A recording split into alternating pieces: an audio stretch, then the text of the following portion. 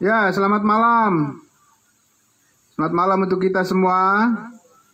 Kita jumpa lagi dalam ibadah Jum kita hari Kamis. Hari ini tanggal 17 Februari 2022. Terima kasih Bapak Ibu sekalian, saudara-saudara.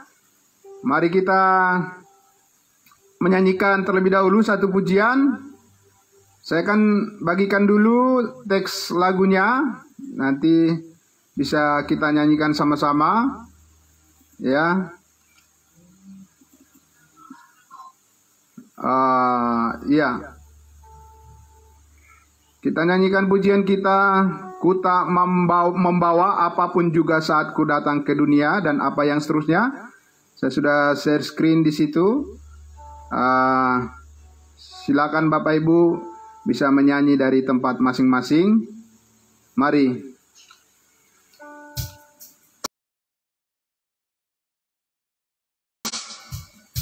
Ya, terima kasih. Selamat malam semuanya. Tuhan Yesus memberkati kita semua.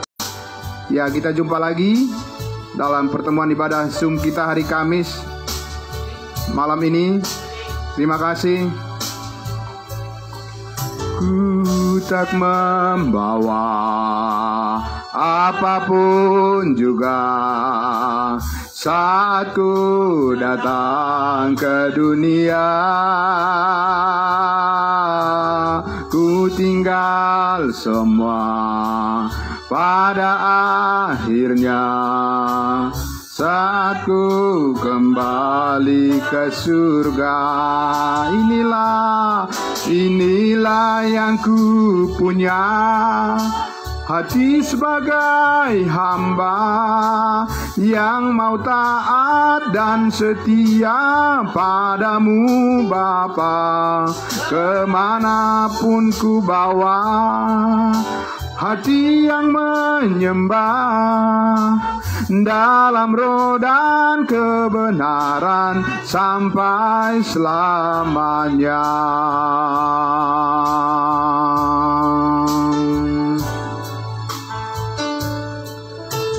Ku tak membawa apapun juga saat ku datang ke dunia.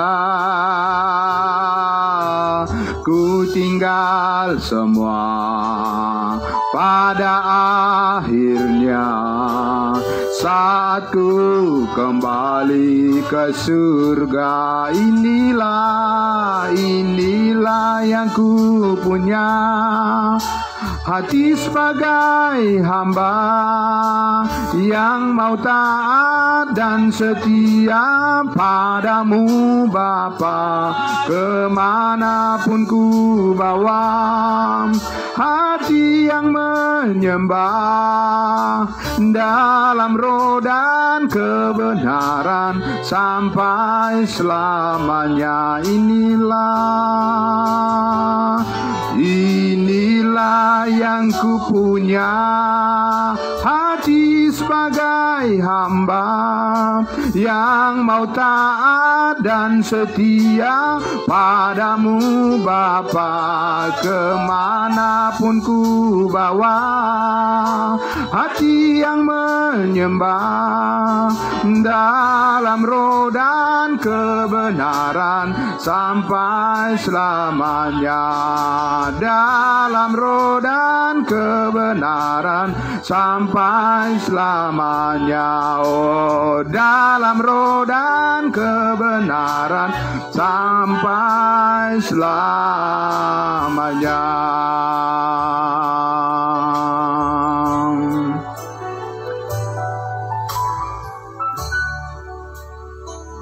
Benar Bapa di surga, inilah hati kami sebagai hati hamba yang ingin terus ya Bapa mengabdi kepadamu, kepada kebenaranmu ya Bapa, memberitakan Injil kasih karuniamu ya Tuhan, menjadi jalan keselamatan bagi semua orang yang percaya.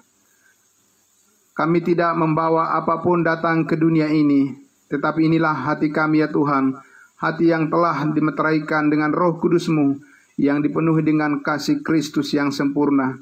Kami bersyukur ya Bapa, malam hari ini kami bisa dipertemukan lagi, diberikan kami kesempatan ya Tuhan untuk bersama-sama memuji dan memuliakan Tuhan. Dan juga Tuhan, kami bersama-sama menghargai anugerah Tuhan melalui kerinduan kami bersama datang pada pengetahuan akan kebenaran.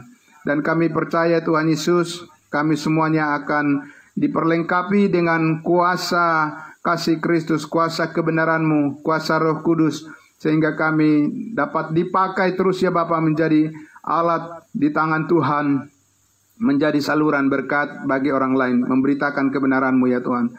Terima kasih Bapa, diberkatilah semuanya yang hadir pada malam hari ini Tuhan Yesus, baik yang ada di live streaming Facebook, maupun di YouTube, maupun saat ini yang berada di ruangan Zoom meeting malam hari ini.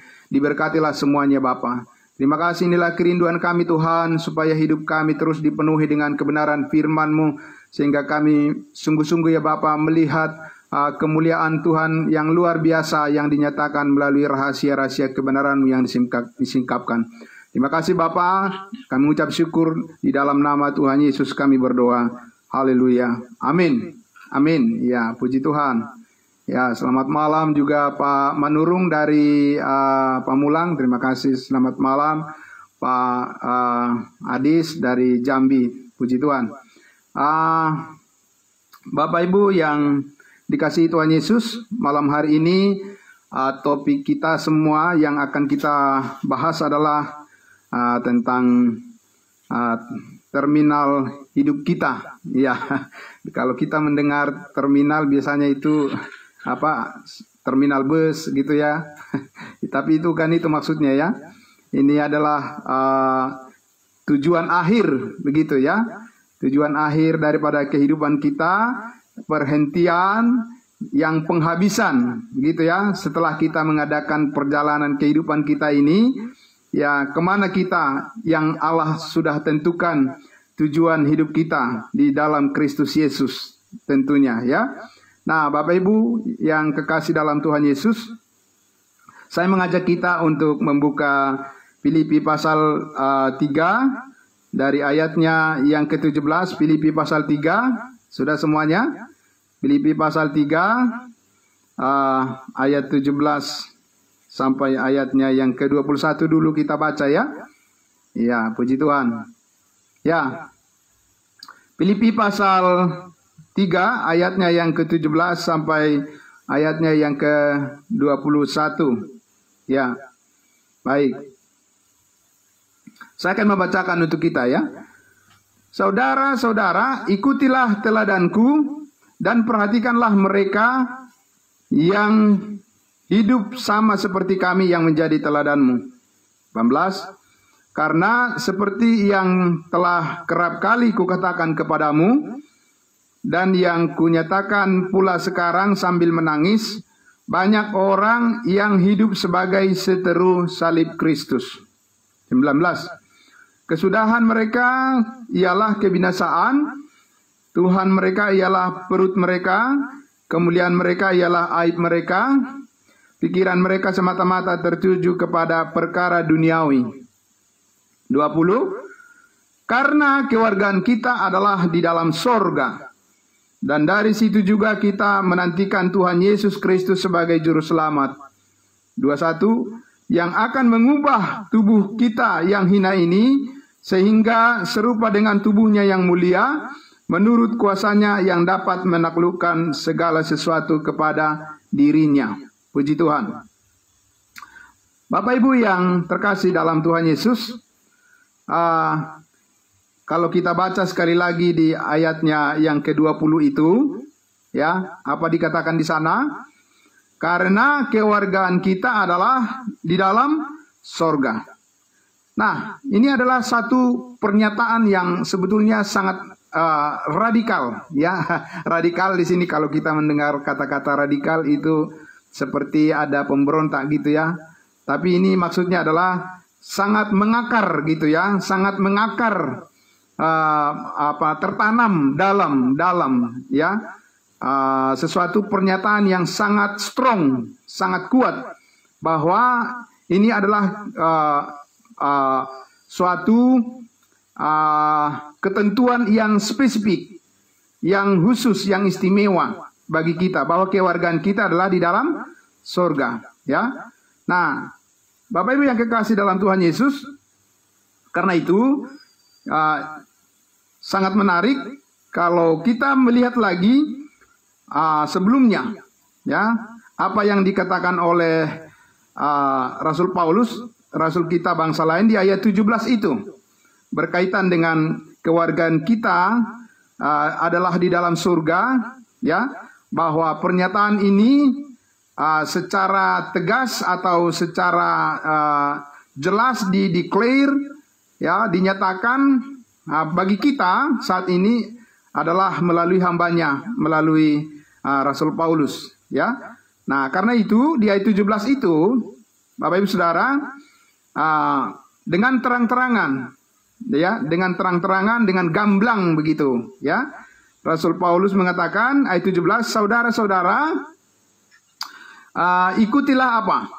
Ikutilah teladanku.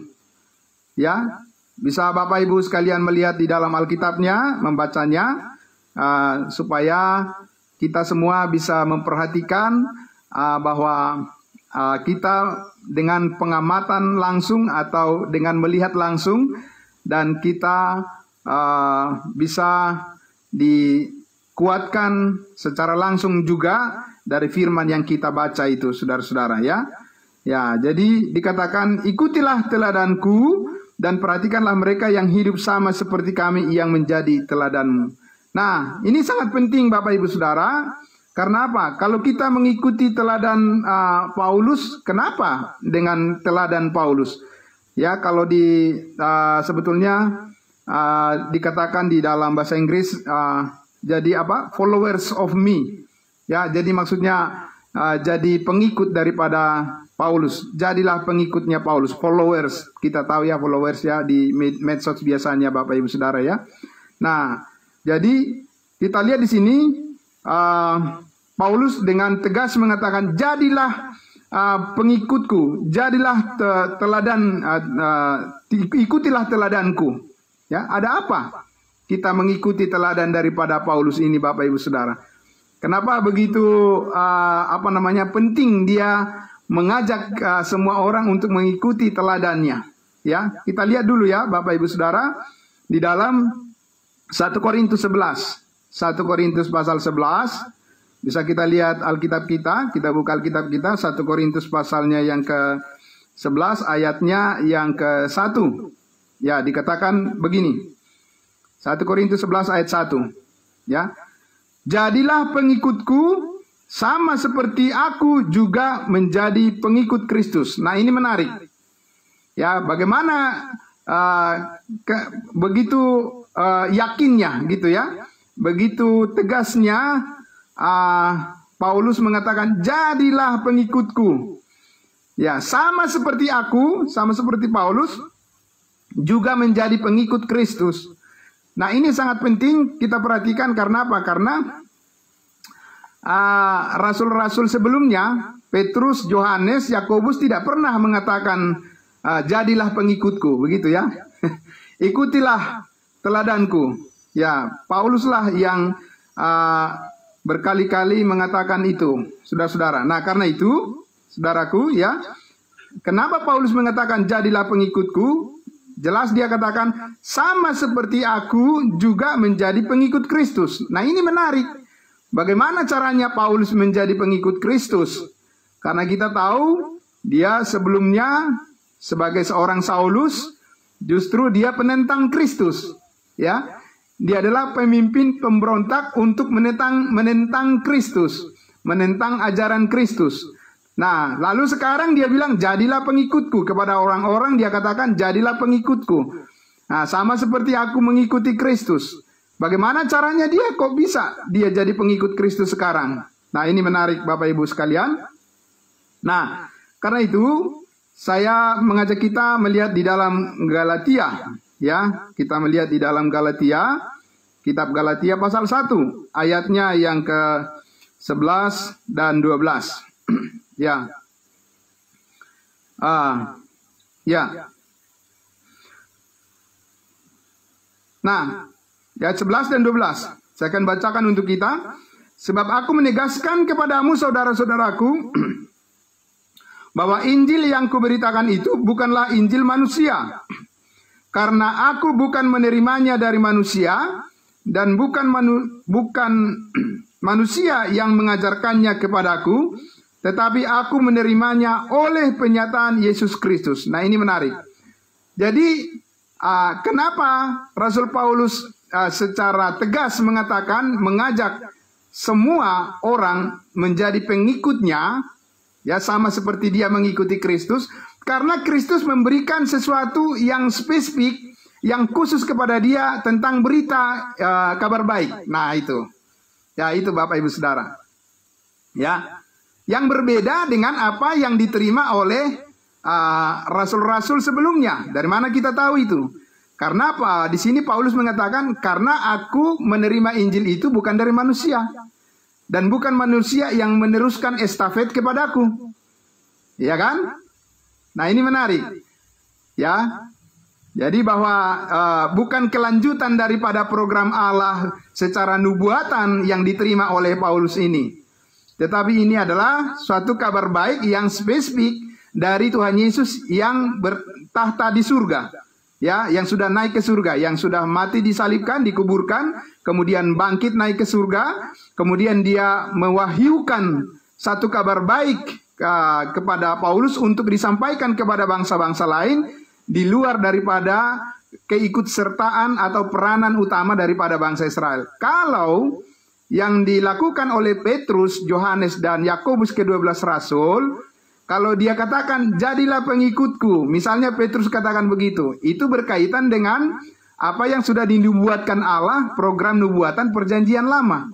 Ya, artinya, ya seperti saudara seman kita mengatakan, kalau Petrus itu memberitakan Injil itu sudah the second hand.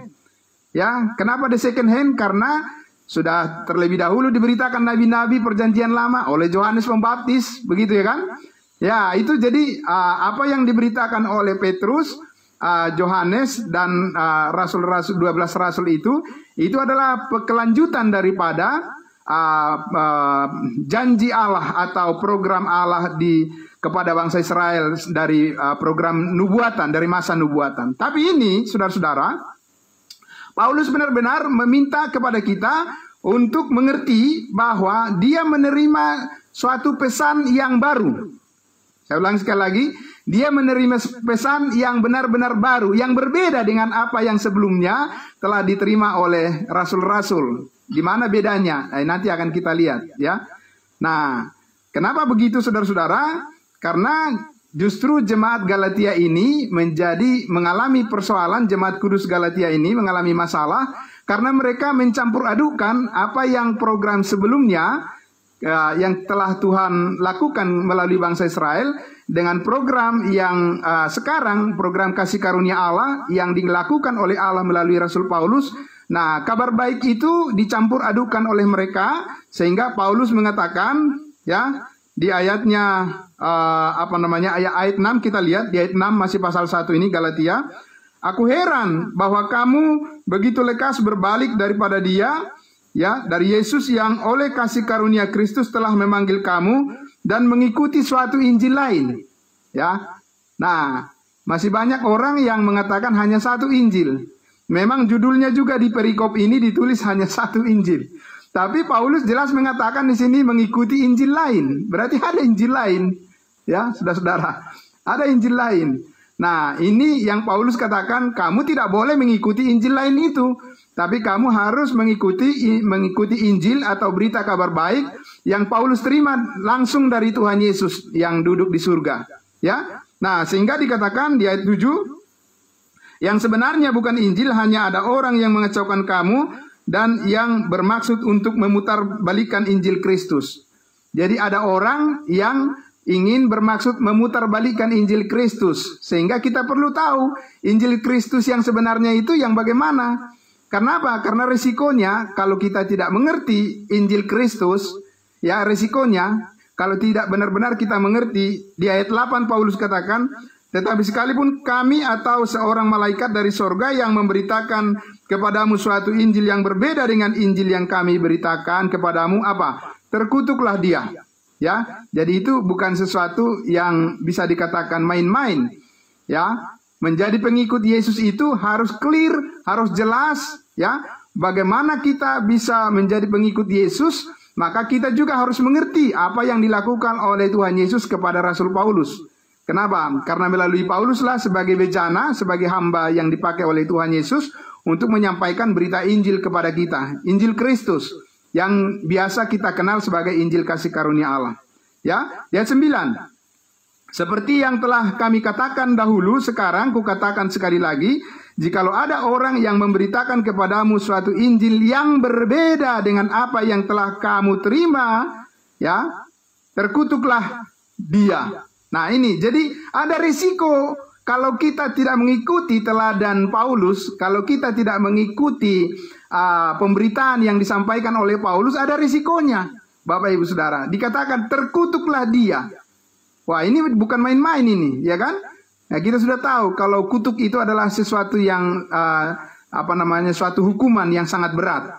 Nah, dan kita melihat di sini bahwa Rasul Paulus menegaskan lagi kepada jemaat kudus di Galatia ini supaya mereka benar-benar mengerti bahwa Injil atau berita kabar baik yang disampaikan oleh Paulus kepada mereka itu tidak boleh dicampurkan adukan kepada berita-berita pengajaran atau Injil yang lain yang berbeda dengan itu. Jadi artinya harus benar-benar kita mengerti apa yang disampaikan Paulus. Nah, jadi apa yang disampaikan Paulus tentang Injil itu sendiri, Bapak Ibu Saudara yang diberkati Tuhan Yesus, ya. Nah, coba kita lihat lagi di situ Paulus di ayat 10 dengan begitu tegas dia mengatakan, jadi bagaimana sekarang?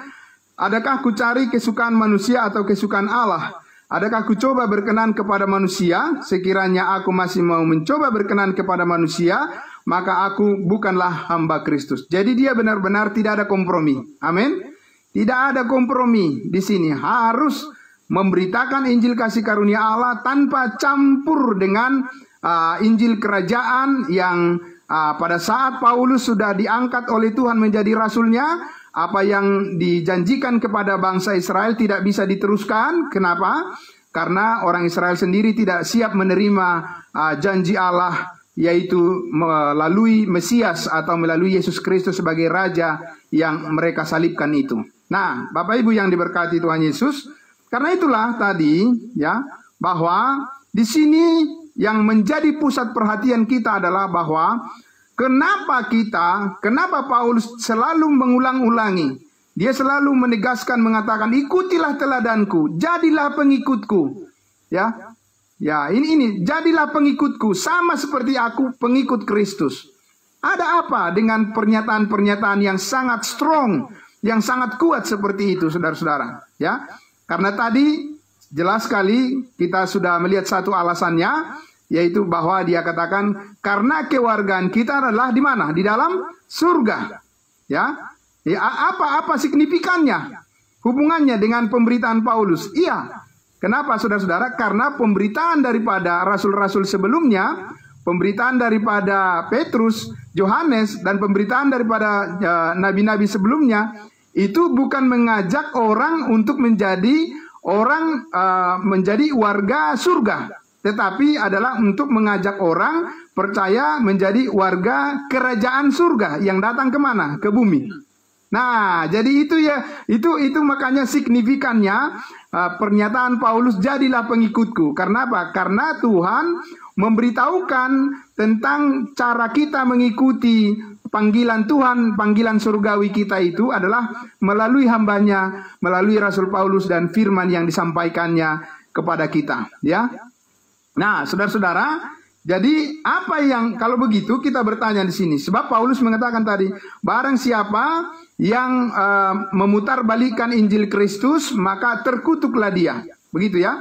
Nah, berarti di sini saudara-saudara, cara kita mengikuti Kristus saat ini, saya ulang sekali lagi, cara kita mengikuti Yesus Kristus saat ini tidak bisa lepas dari pengertian kita tentang Injil yang diberitakan oleh Rasul Paulus. Karena Injil itulah yang menjamin ya tentang posisi kita, keberadaan kita sebagai orang yang dikatakan tadi kita adalah sebagai warga surga. Nah, saya akan mengajak kita untuk melihat kembali apa sebenarnya yang dijamin. Saya ulang sekali lagi, apa sebenarnya yang digaransi oleh Injil yang diberitakan oleh Paulus? Apa yang digaransi? Begitu ya. Nah, kita akan lihat di dalam Efesus pasal 1, Filipi dulu. Filipi pasal 1 ayatnya yang pertama. Mari Bapak Ibu Saudara, ya kita lihat di Filipi pasal 1 ayatnya yang pertama. Sekali lagi tadi pertanyaannya, apa yang digaransi? Apa yang dihasilkan? Apa yang timbul, apa yang diterbitkan oleh pemberitaan Injil yang diberitakan oleh Paulus? Memang apa yang diterbitkan itu apa? Apa yang terjadi kalau Injil yang diberitakan Paulus itu kita beritakan lagi? Apa yang terjadi kepada orang-orang yang mendengar, ya, dan yang percaya? Kita lihat ayat 1, ya. Dikatakan Filipi pasal 1 ayat 1. Dari Paulus dan Timotius, hamba-hamba Kristus Yesus, kepada semua orang kudus dalam Kristus Yesus, ya. Sudah, kepada semua orang kudus dalam Kristus Yesus. Dari Paulus kepada semua orang kudus dalam Kristus Yesus. Jadi saudara-saudara, ketika Paulus memberitakan Injilnya, yaitu Injil kasih karunia atau Injil anugerah, orang yang percaya kepada Injil itu, Injil anugerah itu, apa Injil anugerah? Apa Injil kasih karunia? Injil kasih karunia adalah berita kabar baik tentang pekerjaan Allah yang sudah selesai di atas kayu salib. Amin. Saya ulang sekali lagi. Apa Injil Paulus? Apa Injil Kristus? Apa Injil kasih karunia? Apa Injil anugerah itu, saudara-saudara? Itu adalah berita tentang pekerjaan Allah, ya. Pekerjaan Yesus Kristus yang sudah selesai di atas kayu salib, menebus dan mengampuni segala dosa umat manusia. Ingat sekali lagi ya, bukan sebagian dosa yang diampuni oleh Tuhan Yesus di atas kayu salib itu, tapi semuanya lunas dibayar. Amin.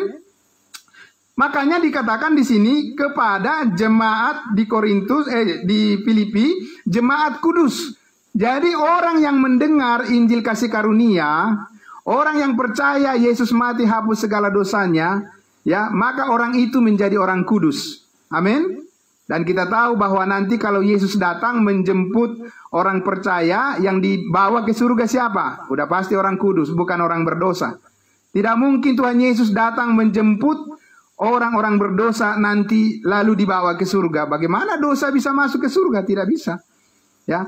Nah, itulah sebabnya kita harus percaya Injil yang diberitakan oleh Paulus, Injil kasih karunia Allah, karena Pauluslah yang meletakkan dasar, yang memberitakan bahwa keselamatan manusia saat ini adalah berdasarkan iman kepada pekerjaan Allah yang sudah selesai, yaitu tanpa hukum Taurat.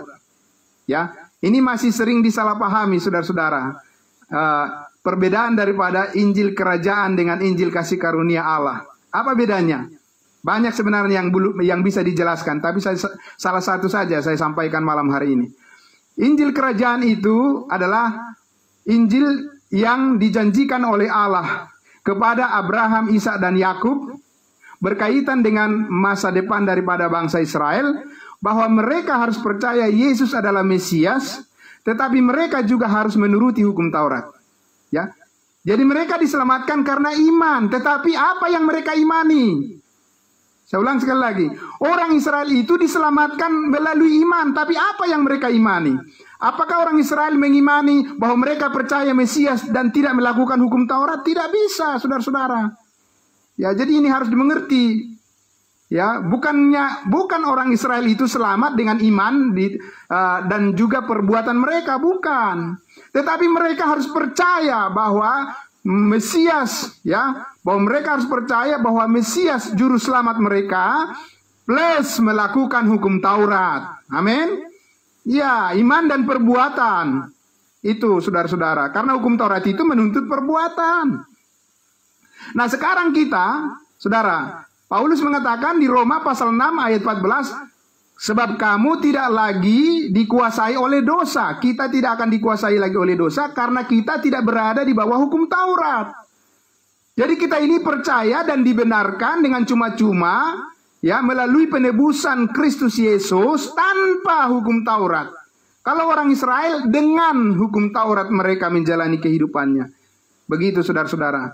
Ya, itu sebabnya kita harus membedakan, ya, bahwa Injil Kerajaan itu tidak harus melibatkan juga perbuatan.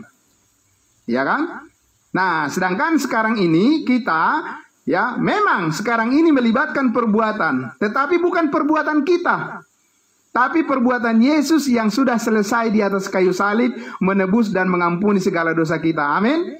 Itulah maksudnya di situ, maksudnya Efesus 2 ayat 8 dan 9, sebab karena kasih karunia kamu diselamatkan melalui iman, itu bukan hasil usahamu, tetapi pemberian Allah. Ayat 9, itu bukan hasil pekerjaanmu, jangan ada orang yang memegahkan diri. Kenapa? Karena kita sekarang diselamatkan semata-mata hanya melalui iman, tanpa hukum Taurat, tanpa perbuatan-perbuatan. Kenapa tanpa perbuatan-perbuatan? Karena semua perbuatan yang diperlukan untuk keselamatan kita, Yesus sudah melakukan itu di atas kayu salib, yaitu menuntaskan, menggenapi seluruh tuntutan daripada hukum Taurat dengan seluruh perintah dan ketentuannya. Ya, Efesus 2 ayat 15 mengatakan apa? Sebab dengan matinya Yesus Kristus sebagai manusia, Ia telah membatalkan hukum Taurat dan seluruh ketentuannya. Ya, saudara-saudara, Yesus sudah membatalkan hukum Taurat dengan semua ketentuannya. Untuk siapa? Untuk kita sekarang. Amin.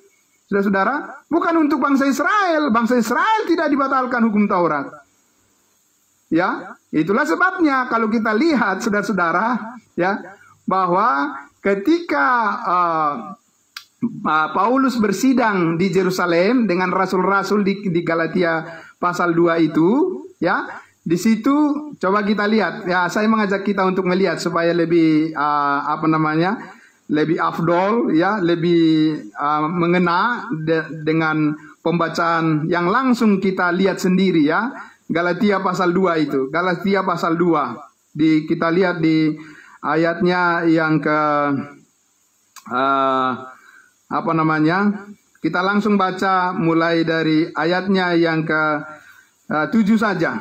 Ayat 7 saja, ya. Galatia pasal 2. Tetapi sebaliknya setelah mereka melihat bahwa kepadaku telah dipercayakan pemberitaan Injil untuk orang-orang yang tak bersunat.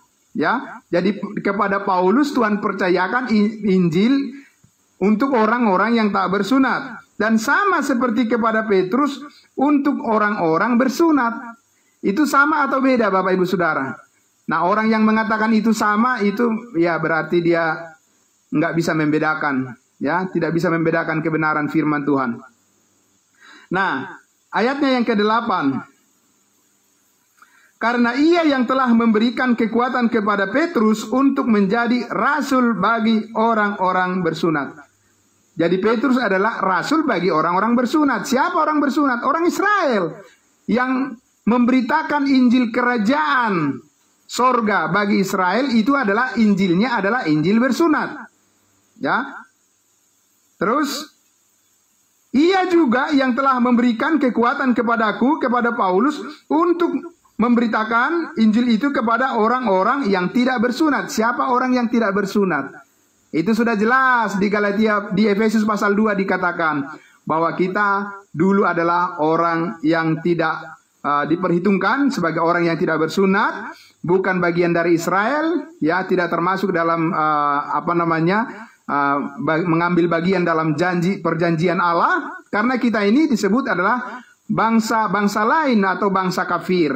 Ya, di dalam terjemahan yang lama itu, Alkitab yang lama. Jadi Paulus adalah rasul bagi bangsa-bangsa lain atau bangsa yang tidak bersunat, dan Petrus adalah rasul untuk bangsa yang bersunat, ya, bangsa Israel. Nah, Saudara, kita lihat di ayat 9. Dan setelah melihat kasih karunia yang dianugerahkan kepadaku, maka Yakobus, Kefas, dan Yohanes yang dipandang sebagai soko guru jemaat, berjabat tangan dengan aku dan dengan Barnabas sebagai tanda persekutuan, supaya kami pergi kepada orang-orang yang tidak bersunat dan mereka kepada orang-orang yang bersunat. Amin. Jadi di sini saudara-saudara sudah dibedakan dengan jelas. Baik rasulnya maupun pemberitaan Injilnya maupun sasaran tempat di mana mereka memberitakan Injil itu sudah dibedakan, sudah dibagi saudara-saudara. Nah, makanya Paulus tadi mengatakan, ikutilah teladanku. Siapa yang harus mengikuti teladan Paulus, saudara-saudara? Nah, itu secara khusus Paulus menyampaikan kepada bangsa-bangsa lain. Kenapa bangsa-bangsa lain? Siapa? Kita. Kalau kita mengikuti teladan daripada Paulus, tadi sudah dikatakan bahwa orang yang mendengar pemberitaan Injil dari Rasul Paulus, yaitu Injil kasih karunia Allah, mereka itu adalah orang-orang kudusnya Tuhan. Amin. Nah, itu yang pertama. Yang kedua, jadi apa yang dijamin dan dikerjakan oleh Injil, berita Injil yang disampaikan oleh Paulus. Itu yang pertama. Yang kedua, kita lihat di Efesus pasal 1 ayatnya yang ke-13. Efesus pasal 1 ayatnya yang ke-13, saya akan membacakan untuk kita langsung ya, Bapak Ibu Saudara ya. Efesus 1 ayat 13 dikatakan apa? Di dalam Dia kamu juga, karena kamu telah mendengar firman kebenaran, yaitu Injil keselamatanmu, di dalam Dia kamu juga ketika kamu percaya, dimeteraikan dengan Roh Kudus yang dijanjikannya itu. Amin. Jadi ketika kita percaya, ketika kita mendengar, sebelum percaya dulu ini, mendengar Injil yang diberitakan oleh Paulus, ya, Injil kasih karunia Allah. Ketika mendengar, ya, lalu kita percaya, setelah kita percaya, langsung dimeteraikan dengan Roh Kudus di dalam hati kita, dalam kehidupan kita, dalam diri kita. Saudara, kalau saudara melihat membaca Alkitab tentang Injil kerajaan yang diberitakan oleh Petrus, Yohanes, dan lain sebagainya kepada bangsa Israel, ketika mereka percaya, bukan dimeteraikan dengan Roh Kudus, mereka menanti-nantikan turunnya Roh Kudus. Jadi beda janjinya. Amin saudara, beda sekali. Makanya Paulus katakan, ikutilah teladanku. Kita mengikuti teladan, kita menjadi pengikut daripada Paulus, karena Paulus adalah pengikut daripada Kristus. Ya, pengikut Kristus, di mana kita, orang yang percaya, dimeteraikan dengan Roh Kudus. Nah, kalau orang Israel ketika percaya, mereka harus menanti-nantikan akan turunnya daripada Roh Kudus. Ya, ayat 14. Dan Roh Kudus itu adalah jaminan bagian kita sampai kita memperoleh seluruhnya, yaitu penebusan yang menjadikan kita milik Allah untuk memuji kemuliaannya. Saudara bisa melihat perbedaan itu? Bisa melihat bedanya enggak Injil yang diberitakan Paulus? Injil yang diberitakan Paulus, Injil kasih karunia Allah, ketika orang percaya langsung dimeteraikan dengan Roh Kudus. Ya. Nah, Injil kerajaan yang diberitakan oleh rasul-rasul, 12 rasul Yesus itu ya, ketika bersama-sama melayani di bumi bersama dengan Yesus, mereka menanti-nantikan Roh Kudus, turunnya Roh Kudus. Beda enggak? Beda, saudara-saudara. Nah, makanya kita bukan mengikuti Injil atau kabar baik tentang menanti-nantikan turunnya Roh Kudus, tapi kita mempercayai Injil yang mana ketika percaya dimeteraikan dengan Roh Kudus. Nah, itu yang dikerjakan oleh, yang dijamin oleh berita Injil yang disampaikan oleh Paulus, saudara-saudara. Kenapa kita harus mengikutinya? Yang ketiga, tadi Filipi pasal 2 ayatnya yang ke-20 dikatakan bahwa, Filipi pasal 2 ayatnya yang ke-20 dikatakan tadi, saya baca sekali lagi, ya, ayat 20, karena kewargaan kita adalah di mana? Di dalam surga. Saudara, kalau Petrus memberitakan Injil kerajaan, ya, dia mengajak orang yang percaya dan mengatakan kamu adalah bangsa yang kudus, imamat yang rajani. Amin. Imamat yang rajani itu di mana? Di surga begitu? Bukan, di bumi saudara-saudara. Amin. Iya, imamat yang rajani itu akan dilaksanakan oleh Allah di bumi. Jadi ketika Petrus mengajak orang percaya kepada Injil yang dia beritakan, yaitu Injil kerajaan, orang itu diajak untuk berharap untuk tinggal di bumi yang baru nantinya. Ya, jadi bukan mengajak ke atas, bukan mengajak orang ikut pengangkatan, saudara-saudara. Ya, jadi itu jelas sekali di dalam surat-surat Petrus juga mengatakan bahwa semua orang yang percaya pada pemberitaan daripada Petrus adalah berharap kepada kedatangan Yesus yang kedua di bumi ini. Ya. Lain lagi, Paulus memberitakan Injil kasih karunia Allah, dan semua orang yang percaya kepada pemberitaan Injil kasih karunia Allah itu diajak oleh Rasul Paulus dan diajarkan kepada mereka untuk berharap kepada Allah, kepada Kristus, di mana kita akan menjumpai Kristus, bertemu dengan Kristus nanti di awan-awan, bukan di bumi tapi di awan-awan. Amin. Itu makanya berbeda, saudara-saudara. Itu yang dibedakan di situ. Ya. Nah, karena itu di sini kita sangat hati-hati untuk mengikuti Kristus saat ini. Tidak bisa serta-merta berpikir, ya pokoknya saya pengikut Kristus selesai. Tidak bisa. Karena apa? Lihat jemaat Galatia. Mereka juga akhirnya tanda kutip menjadi sesat juga kan? Iya kan? Dari mana kita tahu akhirnya mereka menjadi sesat? Karena di pasal 3 Paulus mengatakan di Galatia apa? Hai orang Galatia yang bodoh. Ya kan? Iya, Paulus menegur keras mereka. Hai orang Galatia yang bodoh, siapa yang mempesona kamu sehingga kamu tidak mengikuti Injil Kristus lagi? Begitu. Berarti mereka tersesat juga. Bukan berarti mereka hilang keselamatannya, tidak.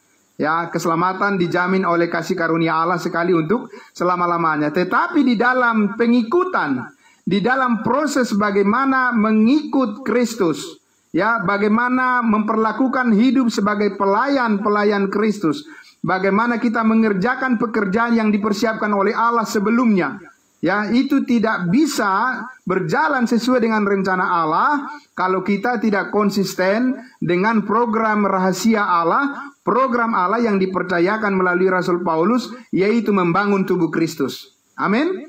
Ya, yaitu program surga, program ke atas, saudara-saudara. Kenapa program ke atas, program ke surga ke atas? Karena, sekali lagi yang pertama tadi, kewargaan kita adalah di dalam surga.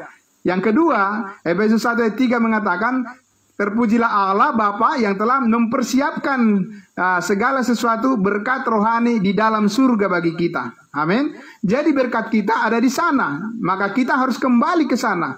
Kita harus diangkat ke surga, saudara-saudara. Puji Tuhan. Nah, yang keempat adalah di ayatnya yang ke-21. Masih di Filipi pasal 3 ayat 21. Ya, ini yang dikerjakan oleh Injil Paulus, Injil kasih karunia Allah. Ya, ayat 21.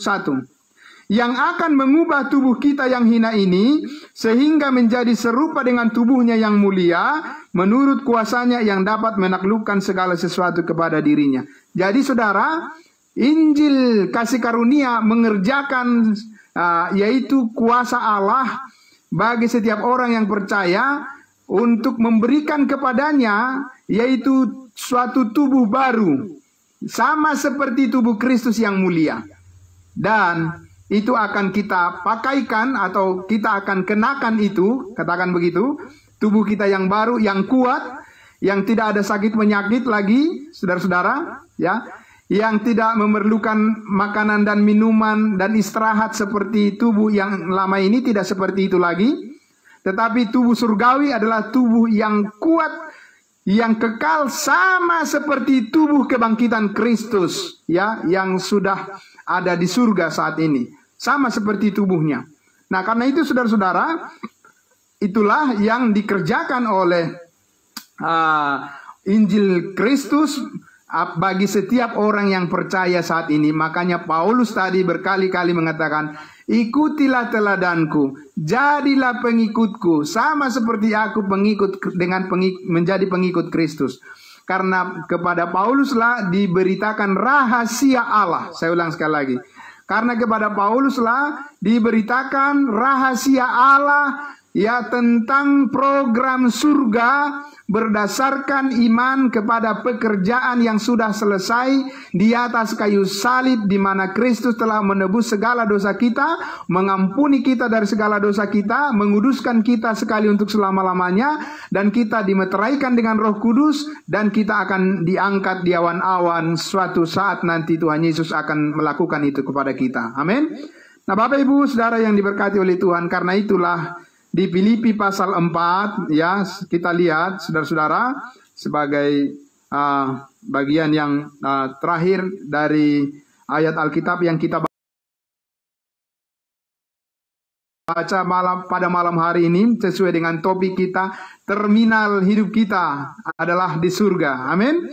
Nah, dari kebenaran yang sudah kita dengarkan bersama tadi, dari kebenaran rahasia yang sudah kita dengarkan, yang kita sudah mengerti, yang sudah tersampaikan tadi, yang sudah kita baca tadi dari dalam Alkitab firman Tuhan, maka kita lihat dikatakan oleh Rasul Paulus saat ini, inilah yang menjadi bagian yang kita rasakan, yang kita alami saat ini, yaitu apa? Ayat 4. Bersukacitalah senantiasa di dalam Tuhan. Sekali lagi kukatakan apa?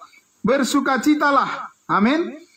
Jadi kalau kita mengingat bahwa kita adalah warga surga, saudara-saudara, banyak orang saat ini belum bisa bersukacita karena dia percaya bahwa dirinya adalah warga surga.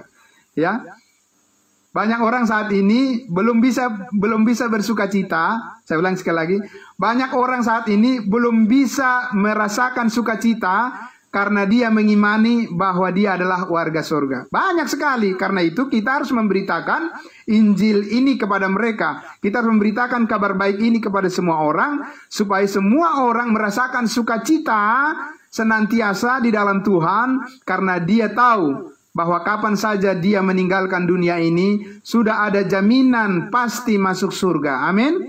Nah, ini saudara-saudara, pentingnya kita mengerti, meneladani Paulus. Ya, nah kita lihat di ayatnya yang kelima. Hendaklah kebaikan hatimu diketahui semua orang, Tuhan sudah dekat. Nah, kebaikan hati yang paling utama yang perlu diketahui oleh semua orang adalah bukan kebaikan hati yang kita kerjakan sendiri. Kenapa saudara-saudara? Karena sebaik apapun saudara kepada orang lain, itu tidak akan sempurna di mata mereka. Betul? Ya, sebaik apapun yang saudara lakukan kepada orang lain, itu tidak akan sempurna di mata atau di pandangan orang itu, tidak akan sempurna. Tapi kalau saudara memberitahukan kebaikan Yesus Kristus di atas kayu salib, semua yang percaya pasti melihat kesempurnaan, yaitu anugerah Allah di dalam dirinya. Amin. Itu yang terjadi kepada kita. Kita melihat kebaikan Allah, kebaikan Yesus Kristus terjadi kepada kita dengan sempurna, perfect. Ya. Nah, maka dikatakan hendaklah kebaikan hatimu diketahui oleh semua orang.